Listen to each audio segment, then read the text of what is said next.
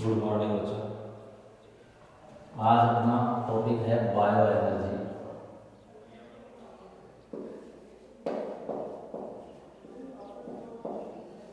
जैव ऊर्जा।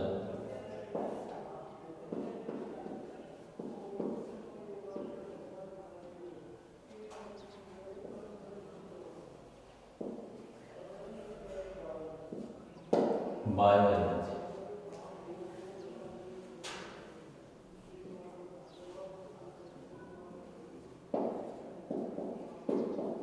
जैविक पदार्थों से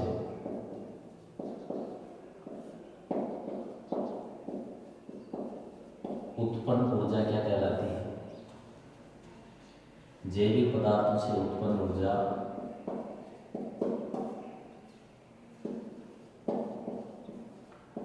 जैव ऊर्जा कहलाती है। जैव ऊर्जा कहलाती है।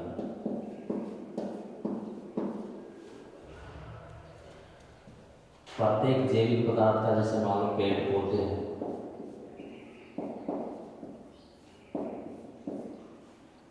ये पेड़ पौधे प्रकाश संश्लेषण की क्रिया के द्वारा, कौन सी क्रिया के द्वारा? प्रकाश संश्लेषण की क्रिया द्वारा रासायनिक पदार्थों का क्या कहते हैं? निर्माण करते हैं। रासायनिक पदार्थ है उनका क्या करते हैं? ये निर्माण करते हैं। और ये रासायनिक पदार्थ क्या हो सकते हैं? आपका कार्बोहाइड्रेट हो सकते हैं। क्या हो सकते हैं? ये आपकी वसा या लिक्विड हो सकती है। यही है ना? ये क्या है? ऊर्जा के स्रोत है। किसके स्रोत है? जो ऊर्जा है, इस ऊर्जा के ये स्रोत है। ठीक है ना? ये पादपों के पौधों के अंदर संचित होती और इन्हीं से क्या होती है? जैविक पदार्थ है। ठीक है ना? इनका जो शुष्क बाहर होता है, शुष्क बाहर, किसी भी जीव का जो शुष्क बाहर होता है वो जैव बाहर कहलाता है। क्या कहलाता है? जैव बाहर या बायोमास। क्या कहलाता है? जैव बाहर या बायोमास कहलाता है।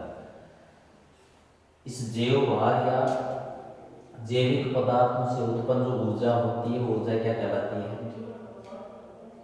जैव ऊर्जा या बायो एनर्जी कहलाती है। क्या कहलाती है? इस जैव ऊर्जा बायो एनर्जी की सबसे पहले बात करते हैं। पर ये ऊर्जा है, इनके स्रोत है वो दो प्रकार से। कितने प्रकार से होते हैं? दो प्रकार से होते हैं। ठीक है ना? एक स्रोत ऐसे होते हैं, या ऊर्जा के, सामान्य ऊर्जा के स्रोत की बात करें,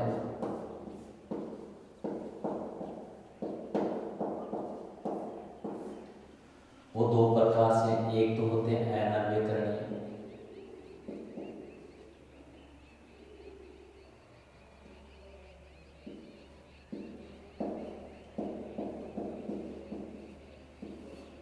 और दूसरी होती है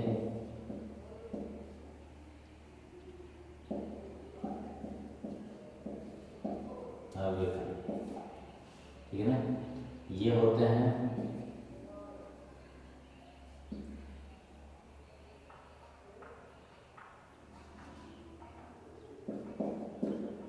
रिन्यूएबल,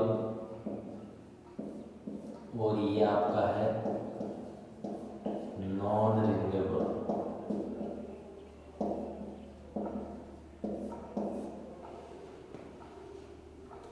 कोई भी जीव है, उस जीव के अंदर जो ऊर्जा की जितनी खपत होती है, जीव मान लो या देश मान लो, उस देश के अंदर या किसी क्षेत्र के अंदर या जीव के अंदर जितनी ऊर्जा खपत होती है, ठीक है ना, वो ऊर्जा उसकी समृद्धि का क्या होती है? द्योतक होती है। कितना विकसित है। अगर देश की बात करें तो देश के अंदर की ऊर्जा की बात करें, जितनी ऊर्जा जितनी खपत होगी, ठीक है ना, अगर किसी देश के अंदर ऊर्जा का खपत अधिक है तो वो देश हमेशा क्या है? विकसित है। जिस देश के अंदर ऊर्जा की खपत कम है वो देश क्या है? अविकसित। ये हमेशा है। ऐसे बात करें किसी जीव की, अगर किसी जीव के अंदर ऊर्जा की खपत ज़्यादा है, इसका मतलब वो विकसित जीव है। ऊर्जा की खपत कम है, इसका मतलब वो, ठीक है ना। ये ऊर्जा किसी भी जीव की समझ लो या देश की समझ लो या उस क्षेत्र की समझ लो, उसकी समृद्धि का द्योतक होती है, समृद्धि, ठीक है ना। और सामान्य ऊर्जा के दो प्रकार के स्रोत हैं, एक नव्यकरणीय, दूसरा अनव्यकरणीय, ठीक है ना। अनव्यकरणीय स्रोत कौन से होते हैं, ठीक है ना, वे ऊर्जा स्रोत, वे ऊर्जा स्रोत जिनका उपयोग होने पर, जिनका क्या होने पर, उपयोग होने पर या दोहन होने पर उनमें कमी होती जाती है। क्या होती जाती है, ठीक है ना, उनमें कमी होती है, ठीक है ना। और इनको पुनर्उपयोगी या पुनर्उपयोग में, पुनर्उपयोग में नहीं किया जा सकता, या उनको पुनर्निर्माण इनका नहीं किया जा सकता, इनका पुनर्निर्माण नहीं किया जा सकता। तो ऐसे स्रोत कहलाते हैं आपके अनव्यकरणीय ऊर्जा के स्रोत। जैसे आपका कोयला है, क्या है, कोयला है, ठीक है ना, प्राकृतिक गैस है, प्राकृतिक गैस है, ठीक है ना, पेट्रोल है, क्या है, डीजल है, ये सारे गैस हैं। इनका अपन जितना दोहन करते हैं इनकी मात्रा में क्या कमी होती रहती है, इनका कोई पुनर्निर्माण नहीं है, इनका एक क्या है, प्रकृति के अंदर सीमित भंडार है, उसमें से जितना इनका दोहन करेगी तो इनकी मात्रा में कमी होती जाएगी, तो इनका कोई पुनः कोई उपयोग नहीं। तो ये स्रोत कहलाते हैं आपके अनव्यकरणीय एनर्जी सोर्स कहलाते हैं। नवीकरणीय सोर्स कौन से होते हैं, प्रकृति के अंदर पाए जाने वाले ऐसे ऊर्जा स्रोत जिनका दोहन करने पर इनको पुनर्निर्मित किया जा सकता है, ठीक है ना, जिनका दोहन करने पर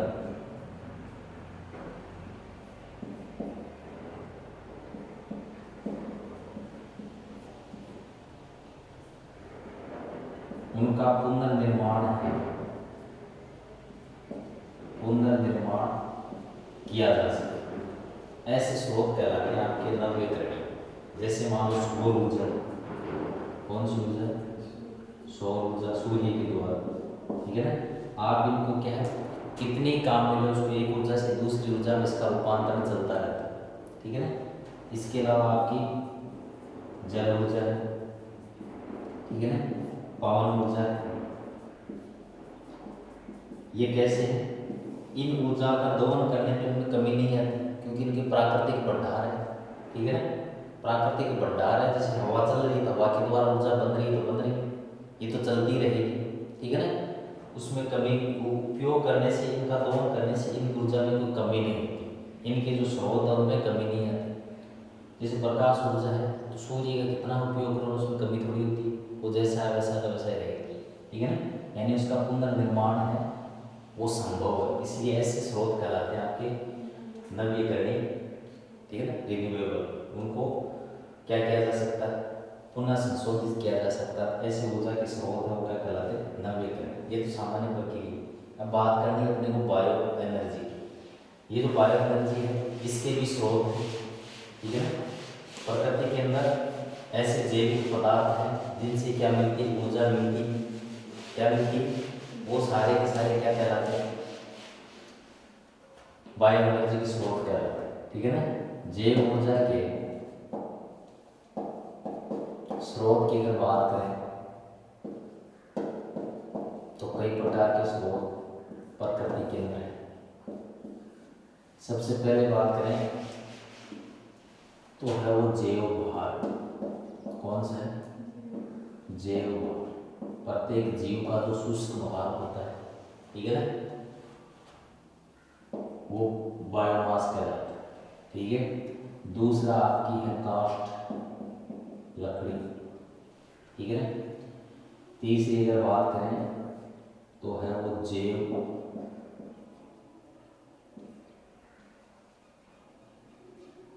बायोडीजल लिख लेते हैं, बायो डीजल, ठीक है ना। इस बायोडीजल के अंदर दो प्रकार के हैं, एक तो आपके हैं डीजल या तेल वाले पादप या वनस्पतियां, और दूसरे आपके हैं पेट्रो पादप, ठीक है। और चौथा इनका है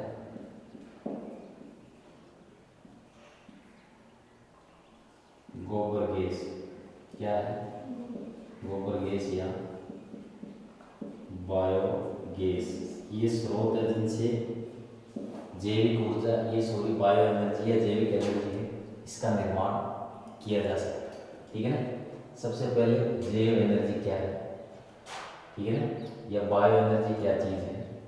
जैविक पदार्थों या जैव बाहर से उत्पन्न ऊर्जा क्या कहलाती है? जैव ऊर्जा कहलाती है, ठीक है ना। प्रकृति में ऊर्जा के स्रोत है वो दो प्रकार से मुख्य रूप से, कौन कौन से? नवीकरणीय या नवीकरणीय, ध्यान में रखना, ठीक है ना। प्रत्येक जो पादप है, ठीक है ना, ये जीव जंतु जरूर नहीं, इसके अंदर आपके जीवाणु बैक्टीरिया ये भी आ सकते हैं, ठीक है ना, वो भी ऊर्जा का उत्पादन करते हैं, ठीक है ना। पादपों का जो शुष्क भार होता है वो क्या कहलाता है? जैव भार कहलाता है, ठीक है ना। इस जैव भार के अंदर ऊर्जा होती है, क्या होती है? ये जैव भार है वो ऊर्जा स्रोत के रूप में कार्य करता है। अब इनके अंदर ऊर्जा आती कैसे? पेड़ पौधे क्या करते हैं? प्रकाश संश्लेषण की क्रियाएं करते हैं, जिसके फलस्वरूप ये रासायनिक पदार्थ बनाते हैं। रासायनिक पदार्थ के अंदर क्या हो सकते हैं? ग्लूकोज हो सकते हैं, ठीक है ना, वसा लिक्विड हो सकती है, तो वो भी क्या है? एनर्जी के स्रोत है। इन्हीं से क्या बनती है? ऊर्जा बनती है। ये इन पादपों के जो जैव भार उसमें संचित है, संचित है, इसका मतलब इनसे जो ऊर्जा उत्पन्न होती है वो क्या कहलाती है? जैव ऊर्जा कहलाती है, ठीक है ना। ये तो कहलाता है जैव भार, बायोमास, ठीक है ना। किसी भी जीव का जो शुष्क भार होता है, ठीक है ना, क्या होता है? शुष्क भार, वो कहलाता है इसका जैव भार, ठीक है ना। एक पेड़ को क्या है? काट के रख दिया, ठीक है ना, उस पेड़ को सूखने के बाद में जितना बचता है वो उसका जैव भार कहलाता है, बायोमास कहलाता है, ठीक है ना। उसके अंदर संचित ऊर्जा होती है, वो कौन सी होगी? फिर जैव ऊर्जा होगी, जैव ऊर्जा के रूप में काम में लेते हैं, ठीक है ना। उसके बाद में काष्ठ, जो लकड़ी, ठीक है ना, भारत के अंदर समझ लें या प्रकृति के अंदर जो काष्ठ या लकड़ी है उसका उपयोग है वो क्या है? ईंधन के रूप में किया जाता है। किसके रूप में? ठीक है ना। कोई भी पेड़ पौधे हैं, चाहे वो किक्कर हो, खेजड़ी हो, ठीक है ना, नीम हो, श्रेष हो, इन पादपों की जो लकड़ी होती है उस लकड़ी को जलाने से ऊर्जा उत्पन्न होती है, क्या होती है? ठीक है ना। तो काष्ठ है वो भी क्या? ऊर्जा का स्रोत है, ठीक है ना। तो काष्ठ के पादप आपको ध्यान में रखने सीधी सी बात ये है। अगली बात चलती है अपनी गोबर गैस। किसकी चलती है? गोबर गैस, ठीक है ना। अब गोबर गैस या बायोगैस क्या चीज़ है? ये बायोगैस या गोबर गैस है, ये आपकी जैव ऊर्जा का क्या है? स्रोत है। क्या है? जैव ऊर्जा का स्रोत।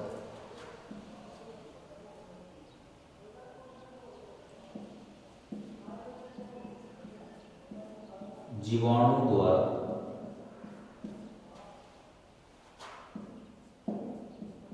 जैविक पदार्थों के किण्वन द्वारा, फर्मेंटेशन द्वारा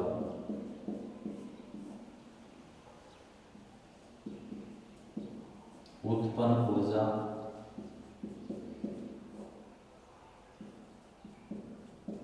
बायो ऊर्जा कहलाती है। क्या कहलाती है? बायो ऊर्जा कहलाती है। ये उत्पन्न ऊर्जा बायोगैस कहलाती है। ये लिखना, क्या कहलाती है? बायोगैस कहलाती है।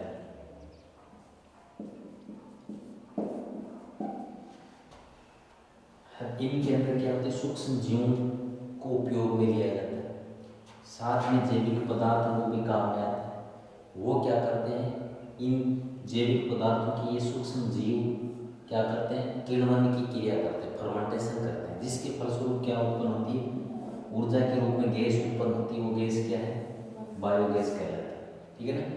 अब सामान्यतः ये जैविक पदार्थ है, इन जैविक पदार्थों के अंदर जो गोबर होता है, उस गोबर को मुख्य रूप से काम में लेते हैं। किसको काम में लेते हैं, गोबर को। ठीक है ना। तो गोबर को काम में ले रहे हैं, इसलिए इसको क्या बोलते हैं, गोबर गैस भी कहा जाता है। ठीक है ना। इस किण्वन क्रिया के दौरान काम लेने वाला जो पदार्थ है वो कौन सा है, जीव जंतुओं का गोबर। ठीक है ना।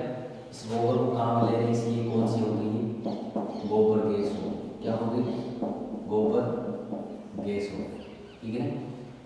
गोबर गैस की सामान्य प्रक्रिया कैसे बनाई जाती है, बायोगैस या गोबर गैस बनाने की विधि क्या है, उसके संदर्भ में अगर बात करें तो सबसे पहले क्या होता है, इसके अंदर एक विशेष प्रकार का अपने को क्या बनाना होता है, टैंक बनाना होता है। क्या बनाना होता है, टैंक। ठीक है ना। जमीन के अंदर एक लगभग 7-8 फीट गड्ढा होता है। क्या होता है, 7-8 फुट गड्ढा होता है। ठीक है ना।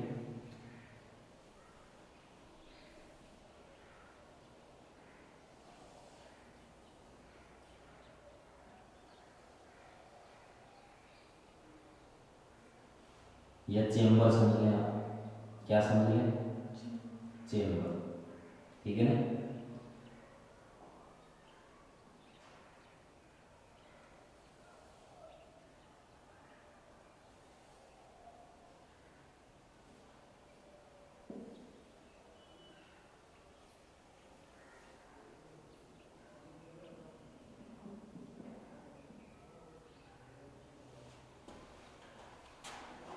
जिसका नाम होता है डाइजेस्टर टैंक।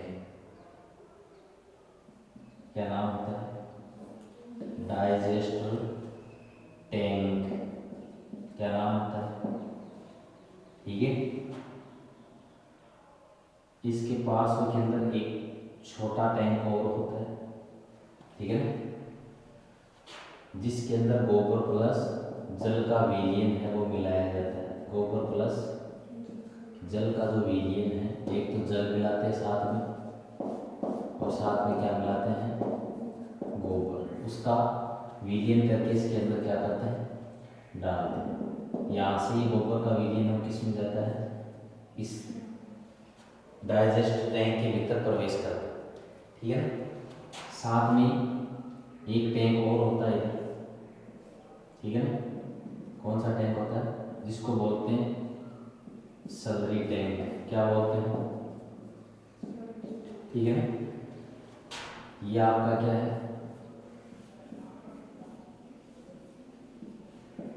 टैंक होल्डर है। क्या है, टैंक होल्डर। ठीक है ना। तो यहाँ से इसकी क्या लगा होता है, वाल लगा होता है। क्या लगा होता है, गैस वाल। क्या समझ लें आप, गैस वॉल लगा होता है। इस प्रकार से प्रक्रिया है।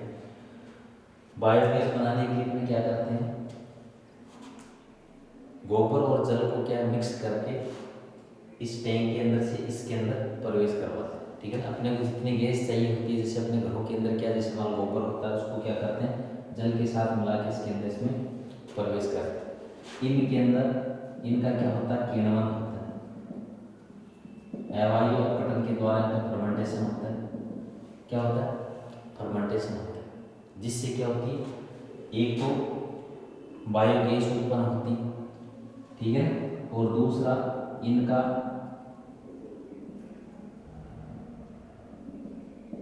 जो अपघटन होने से एक पदार्थ प्राप्त होता है, जिसे बोलते हैं सलरी। क्या बोलते हैं, ठीक है ना। जिसको खाद के रूप में काम में लेते हैं। ये गैस यहाँ इकट्ठी होती रहती है। क्या होती रहती है, इनको आवश्यकता अनुसार ये वाल खोल के इनको यहाँ से इकट्ठा कर लिया जाता है। जिसको क्या है, अपन उस गैस, जैसे हमारा सिलेंडर वाली गैस होती है, उसके हिसाब से ईंधन के रूप में इसको काम में ले लिया जाता है। ये सामान्य से इसकी प्रक्रिया है। ठीक है ना। जैव ऊर्जा के स्रोत की बात करें तो सबसे पहला स्रोत था जैव भाग। क्या था, दूसरा था काष्ठ। ठीक है ना। भी लकड़ी होती, ये भी ऊर्जा का क्या स्रोत है। तीसरा आपका मैं बता रहा हूँ गोबर गैस या बायोगैस, ठीक है ना। जीवाणु द्वारा जैविक पदार्थों के किण्वन द्वारा उत्पन्न जो गैस या ऊर्जा होती है वो क्या कहलाती है, बायोगैस कहलाती है, ठीक है ना। इस बायोगैस के अंदर काम आने वाला जो जैविक पदार्थ होता है वो क्या होता है, गोबर होता है मुख्य रूप से। इस गैस को क्या कहा जाता है, गोबर गैस बनाने की विधि की बात करें तो इसकी सामान्य विधि के अंदर एक विशेष प्रकार का उपकरण कार्य करता है, ठीक है ना, जिसे गोबर गैस संयंत्र कहा जाता है। क्या कहा जाता है, गोबर गैस संयंत्र कहा जाता है, ठीक है ना।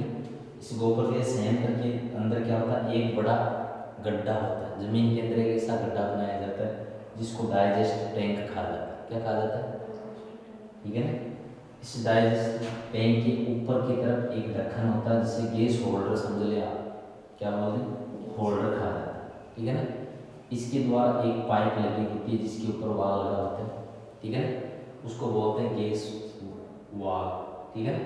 जैसे पानी वाला वाल होता है वैसे ही गैस वाल हो गया।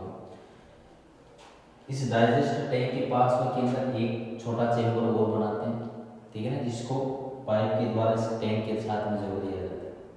इसके द्वारा गोबर और जल का जो मिश्रण होता है उस मिश्रण को क्या पहुंचाते हैं, इस टैंक के अंदर पहुंचाते हैं, ठीक है ना। और इसके द्वारा एक और छोटा टैंक जुड़ा रहता है पात्र सा, उसका नाम होता है सलरी टैंक। क्या नाम होता है, ठीक है ना। जब यहाँ से गोबर और जल के विलयन को अपन डालेंगे इसके अंदर मिश्रण को, इन गोबर का इस अवायवीय अपघटन से इनका क्या होगा, विघटन होगा, जिससे एक गोबर गैस बनेगी, ठीक है ना। क्या बनेगी, गोबर गैस। वो गोबर गैस इसके अंदर संचित होगी, इनको अपनी आवश्यकता अनुसार इसको बाहर निकाल कर ईंधन के रूप में काम में ले लेंगे, और जो शेष बचा जो पदार्थ था वो पदार्थ है वो संग्रही के रूप में क्या आता है, काम आता है, जिसको खेत के अंदर खाद के रूप में बन के उपयोग में ले लेते। ये सामान्य से विधि है, क्या है, सामान्य से विधि। अगली बात करते हैं पेट्रोलियम पावर, ठीक है ना। वर्तमान के अंदर ऐसे प्लांट्स भी हैं, ठीक है ना, जिनके जैविक पदार्थों से तरल प्राप्त करके पेट्रोलियम पदार्थ वो उत्पन्न किए जाते हैं, या डीजल हो सकता है, ठीक है ना। क्या हो सकता है, डीजल हो सकता है, वो पेट्रोल हो सकता है, ठीक है ना। ये भी ऊर्जा स्रोत के रूप में क्या है, काम है। बायोडीजल, अगला कौन सा है, बायोडीजल। प्रकृति के अंदर कुछ पादप ऐसे हैं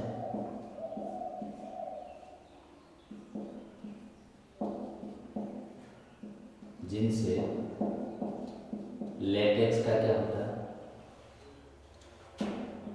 स्राव, एक तरल पदार्थ के रूप में क्या होता है, लेटेक्स से स्रावित होता है। ये लेटेक्स है, ये हाइड्रोकार्बन होता है। क्या होता है, हाइड्रोकार्बनिक पदार्थ युक्त होता है, ऐसे समझ लें आप, हाइड्रोकार्बनिक पदार्थ युक्त होता है, जिनसे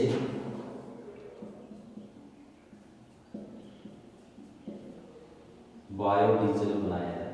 क्या बनाया जाता है, बायोडीजल बनाया जाता है, ठीक है ना। एक रुडोल्फ डीजल नाम का वैज्ञानिक था, उन्होंने सबसे पहले बायोडीजल के बारे में संदर्भ में बताया था, ठीक है ना।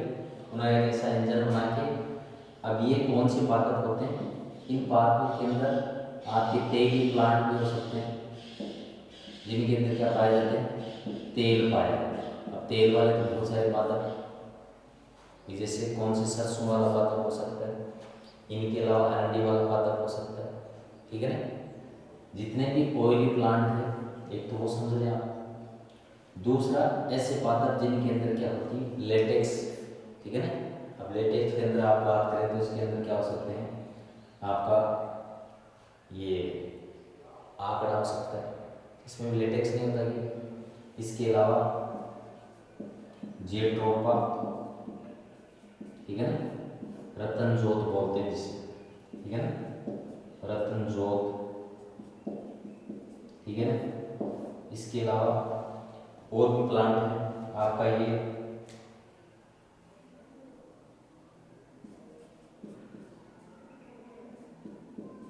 कॉम्बिफोरा, ठीक है। इन प्लांटों का क्या है, इनके अंदर इनके या तो बीज ऐसे होते हैं जिनके अंदर क्या पेट्रोलियम पदार्थ पाए जाते हैं, क्या पाए जाते हैं। इसके अलावा अनेक फूल हैं, ठीक है ना,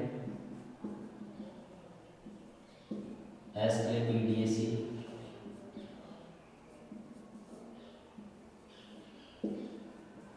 कंपोजिटी,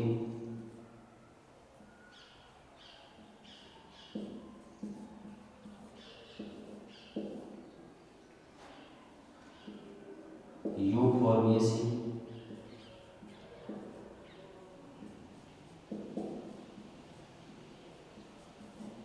इन फूल के जो पादप है, इन पादपों के द्वारा या तो क्या बनाए जाते हैं, पेट्रोलियम पदार्थ उत्पन्न किए जाते हैं, ठीक है ना, संश्लेषित किया जाता है, या ये पदार्थ इनसे क्या उत्पन्न किए जाते हैं, डीजल बनाया जाता है, उत्पन्न किया जाता है, ठीक है ना।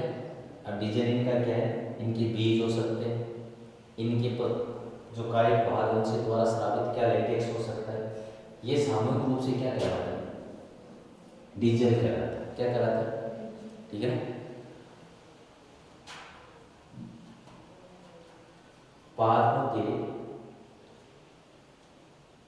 लेटेक्स या तेलीय पदार्थों का जो मिश्रण होता है, ठीक है ना, उनके अंदर हाइड्रोकार्बन्स पाए जाते हैं, क्या पाए जाते हैं, जिनको विभिन्न विधियों द्वारा संधारित करके एक ऊर्जा उत्पाद बनाया जाता है, वो क्या कहलाता है, बायोडीजल कहलाता है, ठीक है ना। बायोडीजल के अनुसार ये पादप दो प्रकार से हैं, एक डीजल वाले प्लांट होते हैं जिनसे डीजल बनता है, तो डीजल भी जैसे वर्तमान जो डीजल काम में लेते हैं गाड़ियों के अंदर, वो क्या है, ऊर्जा का स्रोत है, ठीक है ना। और पेट्रोल भी काम में लेते हैं, वो भी क्या है, ऊर्जा का स्रोत है, ठीक है ना। प्रकृति के अंदर ऐसे पादप पाए जाते हैं जिनसे क्या है, एक तेल, ठीक है ना, या वानस्पतिक तेल उत्पन्न होता है, जिनके अंदर क्या हाइड्रोकार्बन की मात्रा होती है। डीजल क्या चीज़ है, ऊर्जा वाले जिन पदार्थों के अंदर हाइड्रोकार्बन उपस्थित है, वो सारे के सारे पदार्थ क्या है, ऊर्जा के स्रोत होते हैं, क्या होते हैं। अब ये ऊर्जा के स्रोत कौन से, पादपों के अंदर हाइड्रोकार्बन वाले पदार्थ है, इसलिए कौन सा है, ये आपके बायोडीजल वाले प्लांट। इनके अंदर जैसे आपके कौन सा है, ये रतन जोत है, ठीक है ना, कॉम्बिफोरा है, ठीक है ना, अरंडी है, ये ऐसे पादप है जिनके बीजों से डीजल का उत्पादन किया जाता है, क्या किया जाता है, ठीक है ना। इसके अलावा कुछ प्लांट्स ऐसे हैं, ठीक है ना, जैसे कूल आपके एस्क्लेपिडिएसी कूल है, कंपोजिटी कूल है, यूफोर्बिएसी कूल है। इन पादपों, इन कूल के जो प्लांट्स है, इन प्लांट के अंदर लेटेक्स पाया जाता है, क्या पाया जाता है, लेटेक्स पाया जाता है, ठीक है। इस लेटेक्स से पेट्रोल बनाया जाता है, क्या बनाया जाता है, पेट्रोल बनाया जाता है, क्या बनाया जाता है, पेट्रोल, ठीक है ना। ये पेट्रोल उत्पन्न करने वाले जो पादप है वो क्या कहलाते हैं, पेट्रो प्लांट कहलाते हैं, क्या कहलाते हैं, ऐसे पादप जिनसे पेट्रोलियम पदार्थ उत्पन्न होते हैं या उनमें पेट्रोलियम पदार्थ पाए जाते हैं, ऐसे पेट्रोलियम पादप कहलाते हैं, ठीक है ना। पेट्रोलियम पादप कौन से कुलों की, कौन सी जो फैमिली उनके पादप पौधे होते हैं, एस्क्लेपिडिएसी, कंपोजिटी, यूफोर्बिएसी कूल, इनके जो पादप है वो कैसे होते हैं, पेट्रोलियम पादप होते हैं। इन कुलों की पादपों की क्या करना, खेती करना, ठीक है ना। अगर पेट्रोलियम पदार्थों की अपन खेती करते हैं, क्या करते हैं, खेती, तो वो कहलाती है आपकी पेट्रो फसल, क्या कहलाती है, पेट्रो फसल, क्या कहलाती है, पेट्रो फसल कहलाती है, ठीक है ना। पेट्रोलियम पादपों की खेती करना पेट्रो फसल कहलाती है। पेट्रो फसल क्या है, ठीक है ना, यानी पेट्रो क्रॉप फसल, ठीक है ना। पेट्रोलियम पादप क्या, ऐसे पादप जिनमें पेट्रोलियम पदार्थ पाए जाते हैं, उनको पेट्रोलियम पादप बोलते हैं, ठीक है ना। इस प्रकार से ये आपके क्या जैव एनर्जी के स्रोत वाले, क्या है, जैव एनर्जी या बायो एनर्जी के स्रोत की बात है, ठीक है। अब जैव ऊर्जा का महत्व, ठीक है ना, बायो एनर्जी का महत्व की बात करें, इनका महत्व क्या है, ये अपने लिए किस प्रकार के है, लाभदायक है। तो जो जैव एनर्जी के स्रोत है, ठीक है ना, इनका उपयोग है वो स्नेक के रूप में होता है। किसके रूप में, स्नेक के रूप में, किसके रूप में, ठीक है ना। अब इसके अंदर आपके जो ये पेट्रोल है, ठीक है ना, डीजल है, इनको क्या है, इंजन के स्नेक के रूप में काम में आते हैं, ठीक है ना। इंजन का स्नेक का मतलब होता है उनको क्या, इसकी सतह को चिकनी बनाए रखना, साफ सफाई रखना, ऐसे। जैसे स्नेक का मतलब समझिए ना, जैसे मान लो किसी अपनी जैसे मशीन, कौन सी, सिलाई वाली, उसके अंदर अपन जैसे तेल डालते हैं तो वो आसानी से चलती फिरती रहती है, ठीक है ना। वो स्नेक का मतलब ये चीज़ है, उनको लुब्रिकेंट बनाती है। कैसे बनाती है, ठीक है ना। दूसरा ये बात है कि इन पार्कों की अगर कोई क्षति करे, ठीक है ना, बायोगैस ऊर्जा के जितने भी स्रोत हैं, जैसे मान लो पेट्रोलियम पादप है, डीजल वाले प्लांट्स हैं, इनकी क्या होती है, व्यक्ति मान लो कोई क्या करे, इनकी खेती करे, तब उनको क्या मिल सकती है, व्यक्ति को रोजगार मिल सकता है। क्या मिल सकता है, रोजगार में सहायक होती है, उनका व्यवसाय शुरू हो सकता है, ठीक है ना। क्या हो सकता है। दूसरी बात, ये जो जैव ऊर्जा वाले जितने भी स्रोत हैं, इन स्रोतों से प्रकृति के अंदर प्रदूषण कम फैलता है। क्या है, प्रदूषण कम फैलता है, इसलिए ये लाभदायक है, ये इनका महत्व है, ठीक है ना। जैसे मान लो ये गोबर ही समझ लें आप, गोबर गैस ऐसे प्रकृति के पड़ा रहता, तब तो क्या ये क्या हानिकारक है, प्रकृति क्या है, इसमें प्रदूषण समझ लें आप, ठीक है ना। लेकिन इनको अपने काम में ले ले, क्या ले ले, बायोगैस बनाने के लिए, तो खाद बन जाएगी, साथ में क्या बन जाएगी, आपकी बायोगैस बन जाएगी, ठीक है ना। तो ये काम में आ गया, तो प्रकृति के अंदर प्रदूषण नहीं फैलता, ठीक है ना। दूसरी बात, ये जो बायो एनर्जी वाले जितने भी स्रोत हैं, ठीक है ना, ये प्रकृति के संतुलन में भी सहायक होते हैं। क्या होते हैं, प्रकृति का संतुलन बना रहता है। या फिर इनसे आप ऐसे समझ लें कि जो अनवीकरणीय स्रोत हैं, उनको वैकल्पिक स्रोत के रूप में इनका उपयोग किया जा सकता है। कोयले हैं, प्राकृतिक गैस है, इनका तो उपयोग करेंगे तो इनकी मात्रा में क्या होगी, कमी होती जाएगी। जितना दोहन करेंगे तो एक टाइम ऐसा आएगा कि वो नष्ट हो जाएगा, ठीक है ना। इसलिए इनके वैकल्पिक स्रोत के रूप में इन बायो एनर्जी का अपन उपयोग कर सकते हैं, इसका महत्व हो सकता है। तीन का महत्व, एक छोटा सा पार्ट है, ठीक है ना। बायो एनर्जी क्या है, ठीक है ना, बायो ऊर्जा के जो स्रोत है उसको स्रोत समझना। छोटे क्वेश्चन के अंदर बायो, ये डीजल प्लांट क्या है, पेट्रोलियम पादप कौन से हैं, ठीक है ना, गोबर गैस क्या है या बायोगैस क्या है, ऐसे क्वेश्चन आएंगे छोटे, ठीक है ना।